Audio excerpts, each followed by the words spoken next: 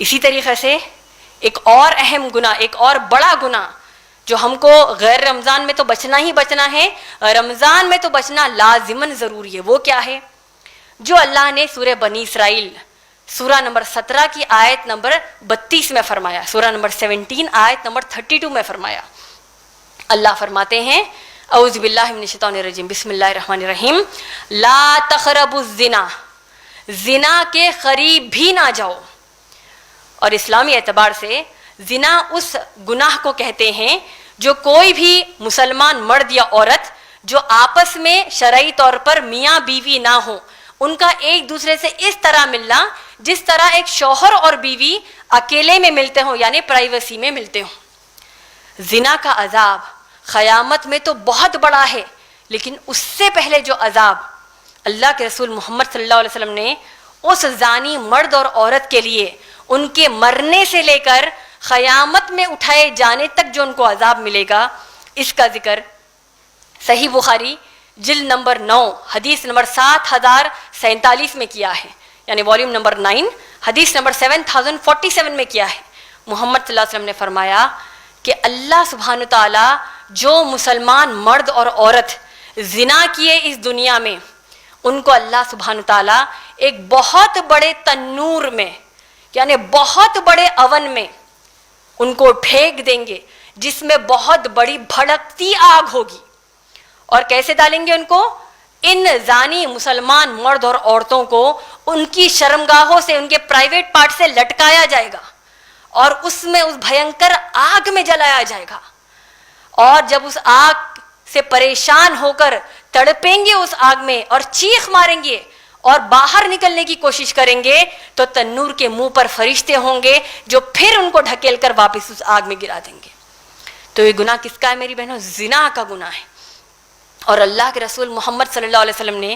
ترمذی شریف کی حدیث نمبر 2786 میں فرمایا، 2786 میں فرمایا کہ زنا کی کئی قسمیں ہیں۔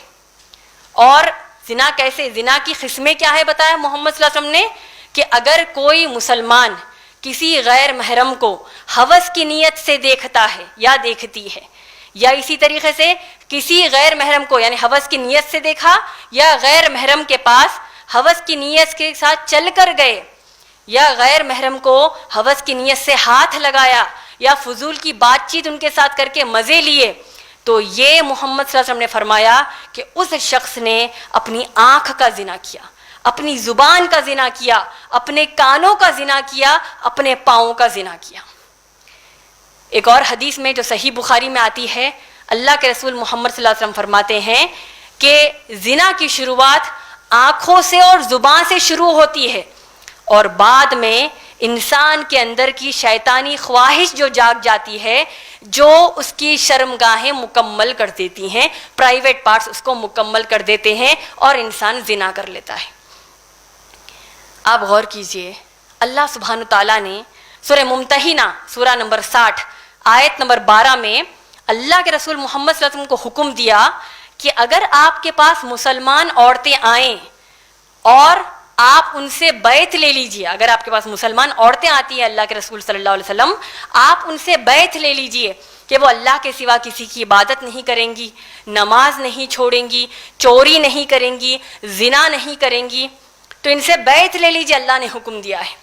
اور ام المومنین عائشہ رضی اللہ تعالیٰ عنہ فرماتی ہیں کہ جب کبھی مسلمان عورتیں اللہ کے رسول محمد صلی اللہ علیہ وسلم کے پاس بیعت کے لیے آتی تو اللہ کے رسول محمد صلی اللہ علیہ وسلم ان کو زبان سے اقرار کرتے ہوئے بیعت لینے کا حکم دیتے، اور اللہ کے رسول محمد صلی اللہ علیہ وسلم کسی بھی غیر محرم عورت کو نہیں چھوئے۔ یہ ام المومنین عائشہ رضی اللہ تعالیٰ عنہ کا قول ہے۔ اور آپ غور کیجئے، اللہ کے رسول محمد صلی اللہ علیہ وسلم نے جامع صحیح کی حدیث، جو شیخ البانی رحمۃ اللہ علیہ کی جو کتاب جامع صحیح ہے، اس میں حدیث نمبر 5045 بڑی اہم وارننگ ہم سب کے لیے اللہ کے رسول محمد صلی اللہ علیہ وسلم نے دی۔ وہ کیا ہے کہ ایک مسلمان مرد کے لیے یہ بہتر ہے، کیا کہا؟ ایک مسلمان مرد کے لیے یہ بہتر ہے کہ وہ اپنے سر پر ہتھوڑی لے کر، ایک نوکیلا کیلا یعنی پوائنٹڈ نیل لے کر مار مار کر اپنے سر میں دھنسا لے،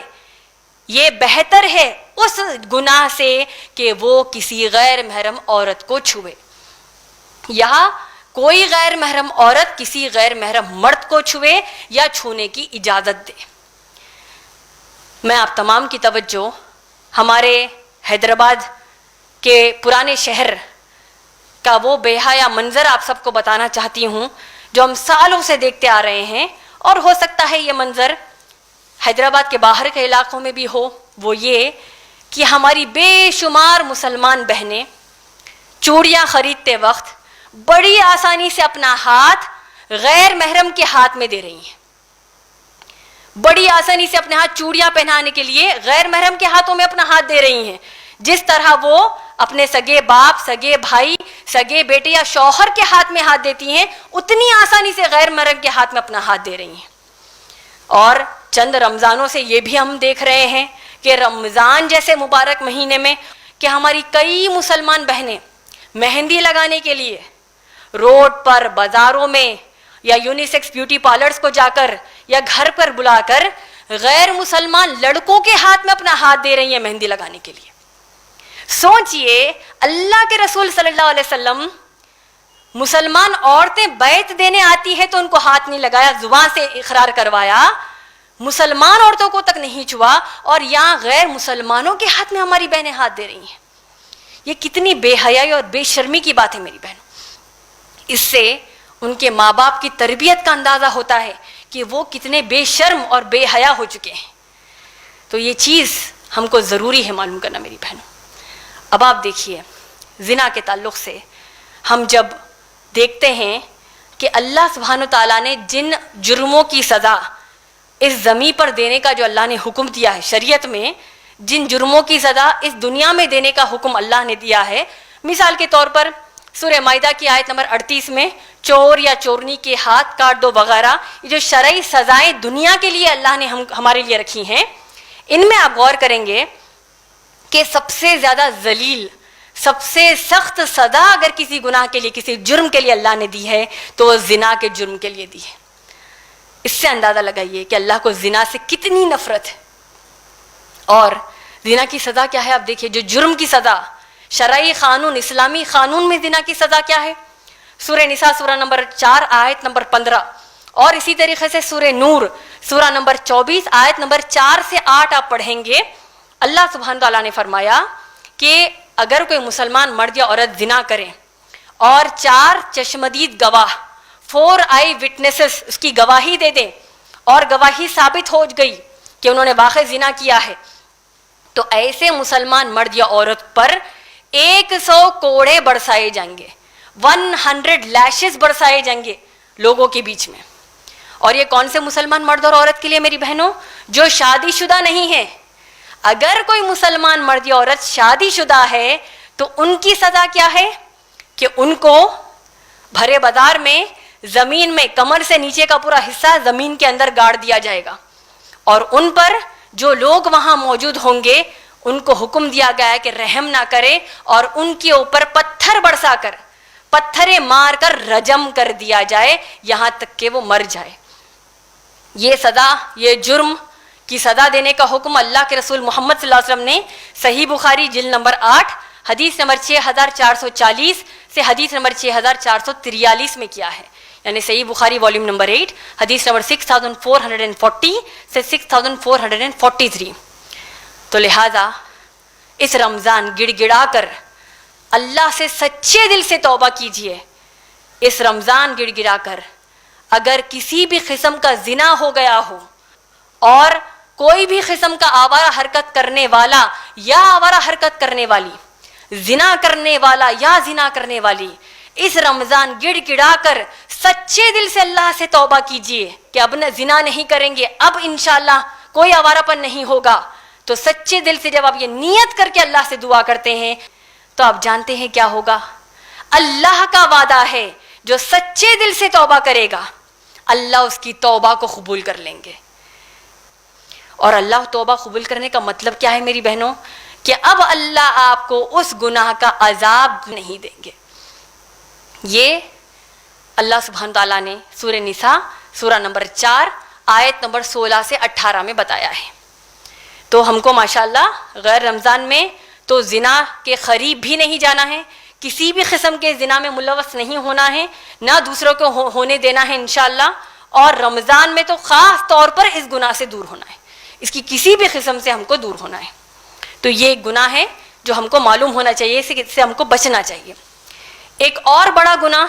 جس سے ہم کو بچنا ہے وہ ہے جو اللہ نے سورہ مائدہ سورہ نمبر 5 آیت نمبر 90 اور 91 میں فرمایا۔ اللہ فرماتے ہیں اعوذ باللہ من الشیطان الرجیم یا ایھا الذین آمنوا انما الخمر والمیسر والانصاب والازلام رجس من عمل الشیطان، تم پر حرام ہے مسلمانوں کہ تم شراب پیو، جوا کھیلو، یا غیب کی باتیں معلوم کرو، یا بتوں کی پوجا کرو، یہ شیطان کی چیزیں ہیں، ان کے قریب بھی نہ جاؤ، یہ بہت گندی چیزیں، ان کے قریب نہ جاؤ۔ اور آیت نمبر 91 میں اللہ نے سورہ مائدہ کی فرمایا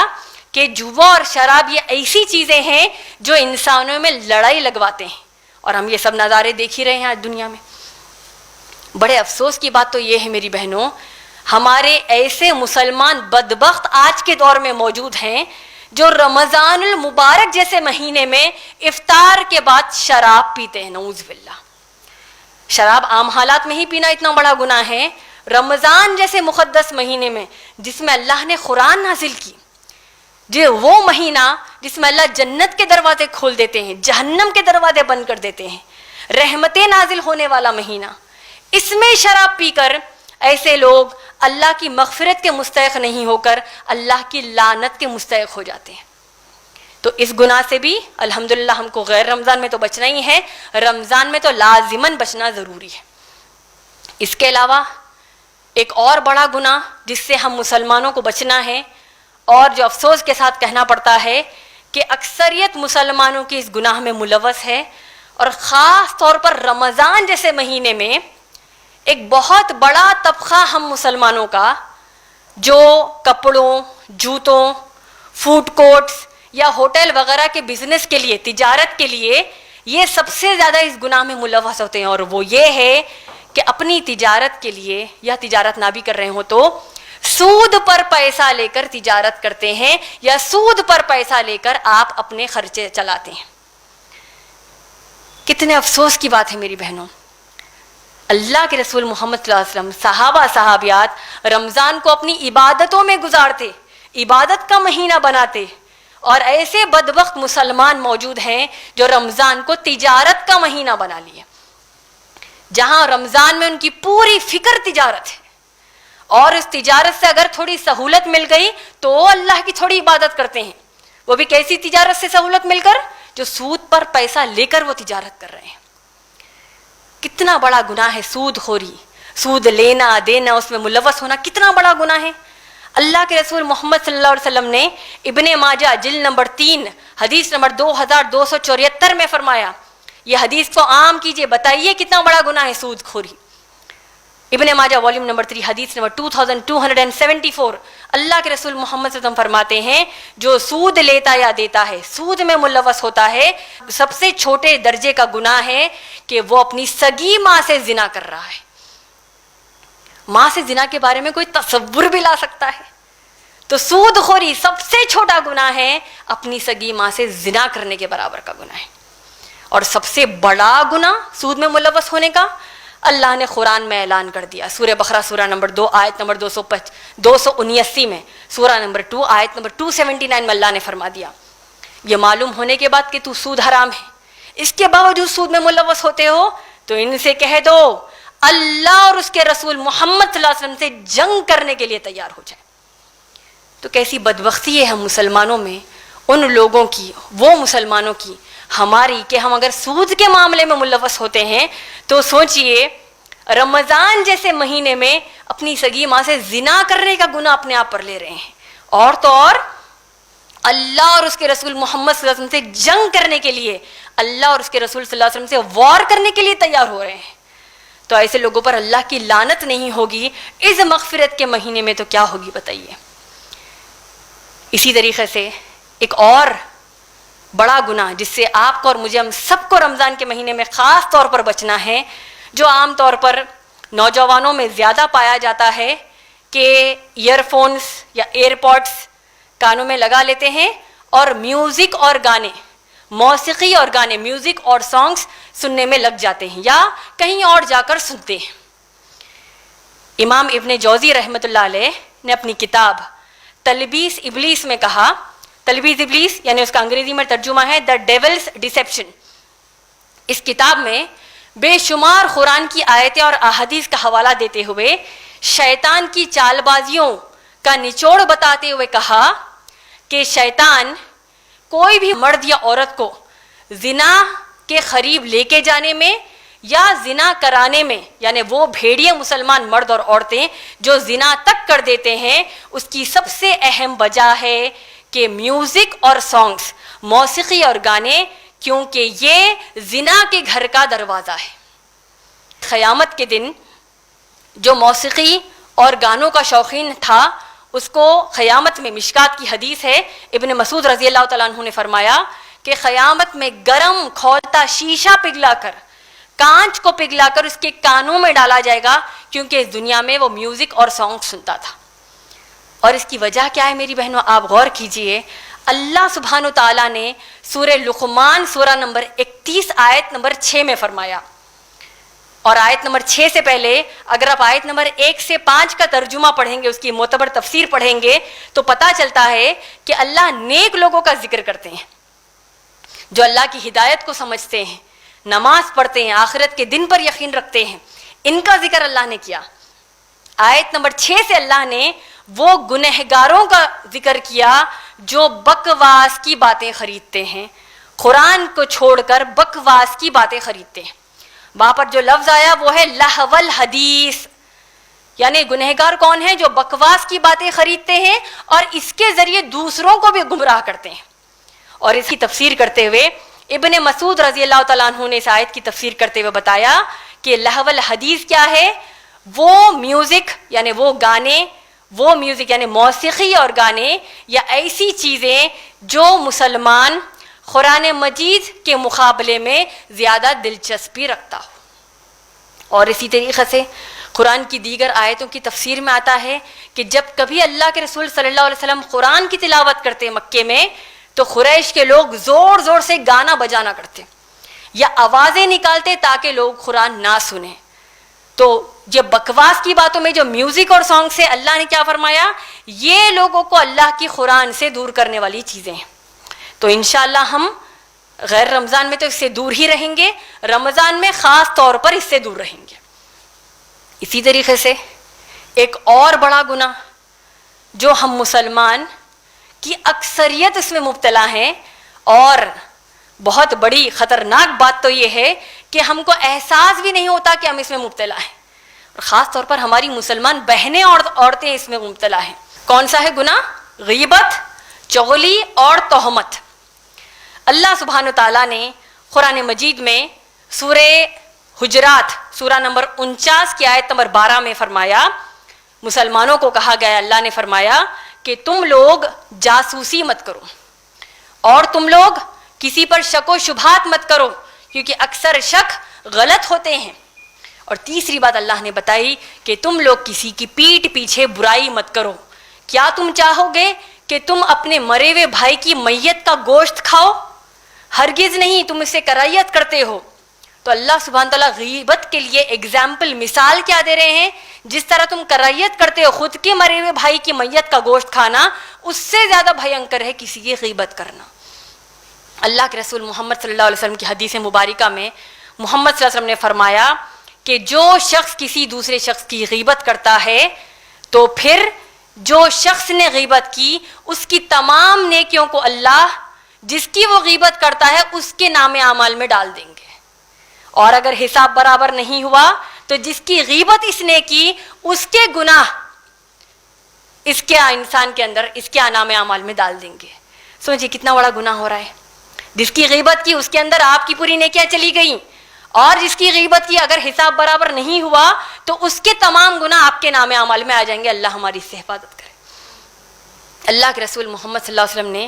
صحیح مسلم کی حدیث 6593 میں فرمایا، صحیح مسلم حدیث نمبر 6593 میں فرمایا جب صحابہ نے پوچھا یا رسول اللہ صلی اللہ علیہ وسلم، یہ ہمارا بھی عام سوال ہوتا ہے، یا رسول اللہ صلی اللہ علیہ وسلم اگر واقعتاً کوئی برائی یا گناہ ہم کسی شخص میں دیکھیں تو کیا اس کو ہم پیٹھ پیچھے ذکر نہیں کر سکتے؟ اللہ کے رسول محمد صلی اللہ علیہ وسلم نے کہا یہی تو غیبت ہے۔ غیبت کیا ہے؟ واقعی کسی کے اندر وہ برائی موجود ہے، وہ گناہ موجود ہے، تو آپ پیٹھ پیچھے اس کا ذکر کر رہے ہیں، یہی غیبت ہے۔ اگر یہ برائی اس کے اندر نہیں ہے تب بھی آپ پیٹھ پیچھے اگر بات کرتے ہیں تو وہ تہمت ہے۔ اور تہمت کیسا گناہ ہے میری بہنوں؟ تہمت جس کو عام طور پر اردو زبان میں ہم جھوٹا الزام کہتے ہیں، تہمت کا گناہ کتنا بڑا ہے، اس کا عذاب کتنا بڑا ہے آپ جانتے ہیں؟ اللہ کے رسول صلی اللہ علیہ وسلم نے جامع صحیح کی حدیث نمبر 6196 میں فرمایا، جامع صحیح 6196 میں فرمایا کہ قیامت کے دن ایک شخص ہوگا جس کی بہت زیادہ نیکیاں ہوں گی، اور اللہ اس کو کہیں گے کہ تمہاری نیکیاں ہیں، میں تم کو جنت میں ڈال دوں گا، لیکن ایک کام کرنا ہوگا، میرے فلاں بندے کے بارے میں تم نے ایک بات کہی تھی، اس کو ثابت کر دو، پھر جنت میں چلے جانا۔ اب یہ نیک شخص نے جو فلاں کسی مسلمان کے بارے میں بات کہی تھی وہ جھوٹا الزام تھی، تہمت تھی، تو تہمت کیسے ثابت کرتا؟ ایک عرصہ گزرنے کے بعد اللہ فرشتوں کو حکم دیں گے کہ اس کو جہنم کی ایک ایسی بولی میں پھینک دو، ایک ایسے ویل میں پھینک دو جس کی دیواریں آگ کی بنی ہیں، اور اس بولی میں پانی نہیں ہے، اس میں جہنم میں زانی مرد اور عورتوں کی شرمگاہوں کو جو جلایا جا رہا ہے، پرائیویٹ پارٹس کو جو جلایا جا رہا ہے، اس کا بدبودار ابلتا خون اور پیپ اس بولی میں ہوگا، اور اس شخص کو اس میں ڈال دیا جائے گا جو تہمت باندھتا تھا دنیا میں دوسروں پر۔ اور جب وہ تکلیف سے چیخ مارے گا، بھوک اور پیاس سے چیخ مارے گا، تو فرشتے یہی بدبودار خون اور پیپ اس کے منہ میں اڑیل دیں گے۔ تو لہذا میری بہنوں، اس رمضان میں انشاءاللہ ہم یہ غیبت، چغلی اور تہمت، ان سب سے انشاءاللہ بچیں گے۔ آئیے آپ سب کو میں اب 5واں کام جو ہم اس رمضان میں کریں گے وہ آپ سب کو بتا دوں، اور وہ یہ ہے کہ اللہ کے دین کی دعوت ہر اس بندہ یا ہر اس بندی تک پہنچانا جس تک لا الہ الا اللہ محمد الرسول اللہ کا پیغام اور دعوت نہ پہنچی ہو۔ دعوت دین کرنا یہ ہمارا سب سے اہم کاموں میں سے ایک بڑا اہم کام ہے۔ جیسے کہ میں نے ابھی بھی آپ کو بتایا تھا، اللہ نے سورہ مائدہ سورہ نمبر 5 آیت نمبر 66 میں کیا بتایا؟ اللہ نے کیا فرمایا؟ یا ایھا الرسول، اے محمد صلی اللہ علیہ وسلم، اے رسول صلی اللہ علیہ وسلم، بلغ ما انزل الیک من ربک، آپ جو آپ پر نازل ہو رہا ہے اسے تبلیغ کر دیجئے، لوگوں میں بات کو پہنچا دیجئے۔ اگر آپ نے ایسا نہیں کیا تو اللہ کی نظر میں آپ نے رسالت کا حق ادا نہیں کیا۔ تو پھر آپ اور میں کیسے اس قرآن سے دور ہو رہے ہیں میری بہنوں؟ قرآن سے تو جڑنا ہی ہے ذاتی طور پر، ساتھ میں اس کی تبلیغ ان تک پہنچانا ہے، اس کا پیغام ان تک پہنچانا ہے جو اس قرآن پر ایمان نہیں رکھتے۔ اور اللہ کے رسول محمد صلی اللہ علیہ وسلم نے حدیث مبارکہ میں کیا فرمایا؟ صحیح بخاری جلد نمبر 4 حدیث نمبر 3461 میں، یعنی والیوم نمبر 4 حدیث نمبر 3461 میں کیا فرمایا؟ بلغوا انی ولو آیا، اگر میرے بارے میں، اسلام کے بارے میں ایک بھی بات معلوم ہو جائے اسے دوسروں تک پہنچا دو جس کو معلومات نہیں ہے۔ تو یہ کام بھی انشاءاللہ ہم اس رمضان کریں گے، اور رمضان میں کرنے کا مقصد یہ ہے کہ یہ 5 کام رمضان کے بعد انشاءاللہ ہم اس کو کنٹینیو کریں گے، اس کو جاری رکھیں گے انشاءاللہ۔ میں اپنی اس بیان کو اللہ کے رسول محمد صلی اللہ علیہ وسلم کے 3 احادیث اور 3 اشعار پڑھ کے مکمل کرنا چاہتی ہوں۔ اللہ کے رسول صلی اللہ علیہ وسلم کی حدیث ابن ماجہ جلد نمبر 1 حدیث نمبر 230۔ اللہ کے رسول صلی اللہ علیہ وسلم جب آپ لوگوں کو اسلام کی دعوت پیش کرتے ہیں، اس کی اتنی بڑی فضیلت بتائی کہ محمد صلی اللہ علیہ وسلم ہمارے حق میں دعا کریں گے۔ سوچئے، ماں باپ ہمارے لیے، ہماری اچھائی کے لیے جب دعا کرتے ہیں، دنیاوی ہی دعا کر دیتے ہیں تو ہم کتنا خوش ہو جاتے ہیں، آخرت کی دعا کر دیتے تو ہم کتنا زیادہ خوش ہوتے ہیں۔ رسول اللہ صلی اللہ علیہ وسلم دعا کرتے ہیں، اے اللہ میرے اس امتی کے چہرے کو نورانی کر دیجئے، میرے اس امتی کے چہرے کو نورانی کر دیجئے جس نے مجھ سے ایک بات سنی اور اسے دوسروں تک پہنچا دیا. اللہ ہم سب کو اس دعا کا مستحق بنا دے, آمین. اسی طریقے سے ایک اور حدیث ترمذی شریف کی حدیث نمبر 3058, ترمذی حدیث نمبر 3058 میں اللہ کے رسول صلی اللہ علیہ وسلم نے فرمایا, ایک اور بہت بڑی بشارت ہم سب کے لیے ہے, قیامت سے پہلے ایک ایسا دور آئے گا اگر میرا کوئی امتی ایک نیکی کرے گا تو اس کو 50 نیکیوں کا اجر ملے گا. کتنا بڑا ہمارے لیے پروفٹ ہے. دیکھیے, ایک نیکی کریں گے تو 50 نیکیوں کا اجر ہے. صحابہ نے بڑا پیارا سوال پوچھا, یا رسول اللہ صلی اللہ علیہ وسلم, ایک نیکیوں پر ان کو 50 نیکیوں کا اجر ملے گا, کس کی 50 نیکیاں یا رسول اللہ صلی اللہ علیہ وسلم؟ ان کی 50 نیکیاں یا ہماری 50 نیکیاں؟ اللہ کے رسول صلی اللہ علیہ وسلم کہتے ہیں تمہاری 50 نیکیاں.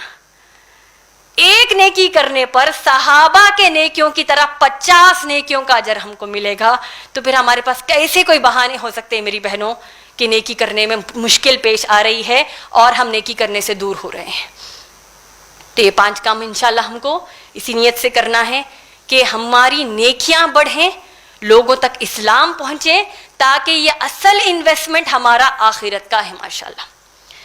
اور تیسری حدیث اللہ کے رسول صلی اللہ علیہ وسلم کی مشہور حدیث جو ہر رمضان میں ہم سنتے ہیں, ترمذی شریف کی حدیث نمبر 3545, 3545, جو محمد صلی اللہ علیہ وسلم نے جب وہ ممبر پر چڑھ رہے تھے صلی اللہ علیہ وسلم, اور جبرائیل علیہ السلام نے 3 قسم کے لوگوں پر لعنت دے کے اللہ سے دعا کی, 3 لوگوں پر لعنت دی, اور ان میں سے ایک قسم کا وہ شخص تھا جب جبرائیل علیہ السلام نے کہا کہ اے اللہ اس شخص پر آپ کی لعنت ہو جو رمضان المبارک کا مہینہ پائے اور اس نے اپنی مغفرت نہیں کروائی. تو رحمت للعالمین نبی محمد صلی اللہ علیہ وسلم نے آمین کہا. اور اشعار جو میں آپ سب کے پڑھنا چاہتی ہوں وہ ہے, نمازیوں کا اب سیلاب آنے والا ہے, نمازیوں کا اب سیلاب آنے والا ہے, پتا چلا ہے کہ رمضان آنے والا ہے, اب مسجدوں کا دائرہ ذرا بڑا کر لو, بس 1 مہینے کا مسلمان آنے والا ہے.